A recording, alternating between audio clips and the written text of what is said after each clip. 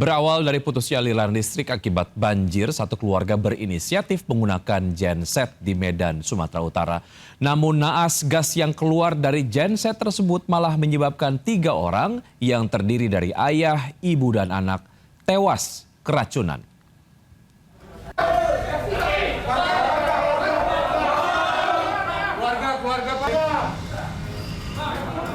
Warga digegerkan dengan penemuan 3 jasad satu keluarga yang terdiri dari ayah, ibu, dan anak di sebuah rumah di kawasan Pasar 4 Barat, Kecamatan Medan Marelan, Kota Medan. Kerabat korban tak kuasa menahan nangis melihat keluarga pengusaha depot air tersebut sudah tidak bernyawa. Saat ditemukan, pemilik rumah Sugandi bersama istrinya Juliana dan anak laki-lakinya Zaki 8 tahun meninggal dunia di dalam rumah dengan kondisi tubuh mulai mengeluarkan aroma tidak sedap. Sang istri ditemukan tergeletak di tangga menuju lantai 2, sementara Sugandi dan anaknya berada di dalam kamar. Diduga satu keluarga ini meninggal dunia karena keracunan asap genset saat terjadi pemadaman listrik ketika banjir yang melanda kota Medan. Ketiga korban telah dievakuasi ke Rumah Sakit Bayangkara Medan. Dari Medan, Sumatera Utara, Yuda Bahar, iNews melaporkan. Banjir juga melanda kawasan timur Indonesia, pemirsa, yakni di Kabupaten Bantaeng, Sulawesi Selatan. Banjir akibat luapan sungai itu merendam permukiman dan membuat poros jalan utama Makassar Bulukumba terputus.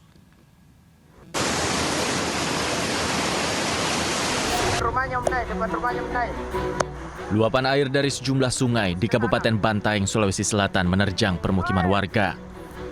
Banjir terparah terjadi di wilayah Kelurahan Bontosunggu, Kecamatan Bisapu, Kabupaten Bantaeng, Sulawesi Selatan. Derasnya arus yang melintasi permukiman membuat warga panik. Banjir diduga dipicu curah hujan dan diperparah dengan meluapnya sejumlah sungai.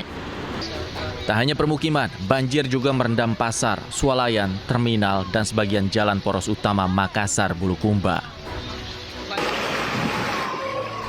Tak ada korban akibat banjir ini, namun petugas masih mendata jumlah kerugian yang dialami warga. Dari Bantaeng, Sulawesi Selatan, Haris Kareng Mamo, iNews melaporkan. Seorang ibu korban banjir yang berusaha menyelamatkan diri ditemukan relawan pingsan akibat kelelahan dan kelaparan usai berjalan belasan kilometer membelah banjir di Aceh Tamiang malam tadi.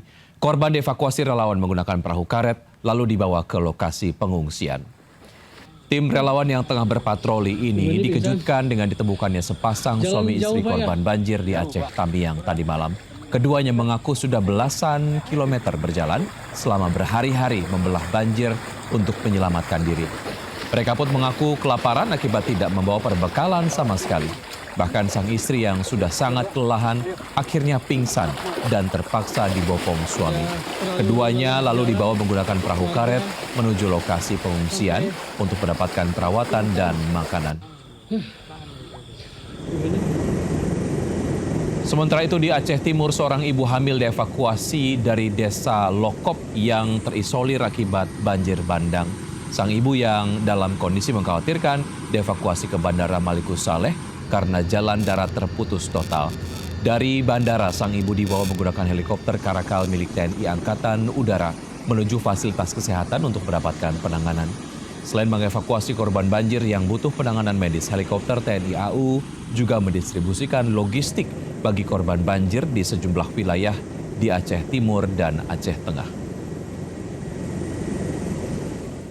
Selain angin kencang, masyarakat juga harus waspada bahaya sambaran petir saat hujan deras, pemirsa. Sepanjang November, Jawa Barat disambar 1 juta petir dan 6 orang tewas. Kasus terakhir di Bogor, seorang pekerja tewas saat memperbaiki plafon gerbang perumahan.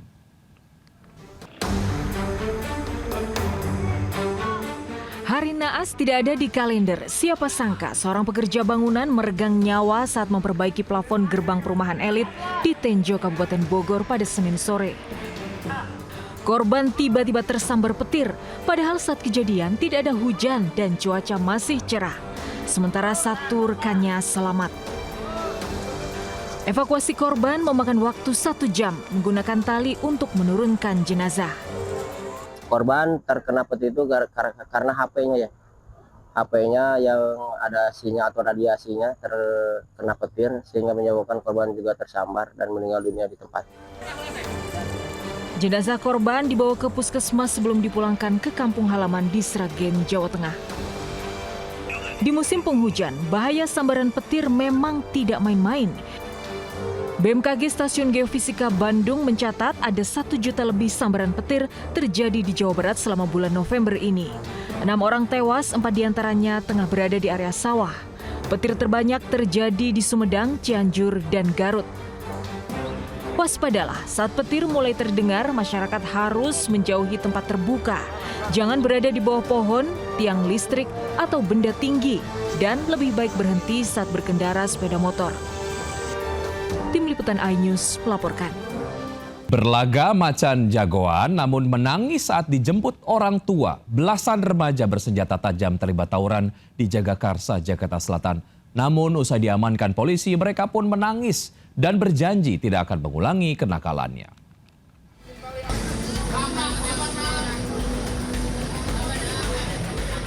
Inilah aksi sekelompok remaja yang hendak tawuran di kawasan Warung Silat, Jagakarsa, Jakarta Selatan. Polisi yang datang ke lokasi berhasil menangkap belasan remaja berikut senjata tajam jenis celurit bermacam ukuran. Usai diperiksa dan didata, para remaja yang kebanyakan berstatus pelajar dipertemukan dengan orang tua dan gurunya. Tangis orang tua pecah saat anaknya minta maaf. Mereka berjanji untuk tidak mengulangi kenakalannya. Polisi juga mengimbau kepada orang tua untuk lebih mengawasi anak-anaknya, terlebih jika ingin keluar pada malam hari. Sementara 2 remaja yang sudah cukup umur diproses hukum dan dijerat Undang-Undang Darurat Kepemilikan Senjata Tajam. Dari Jakarta, Helmi Sejangbati, iNews melaporkan. Krisis BBM di Mandailing, Natal, Sumatera Utara semakin parah. Antrian isi BBM mengular hingga 10 km. Warga bahkan tidak tidur dan terpaksa menginap di SPBU semalam suntuk karena agar antrian tidak diserobot.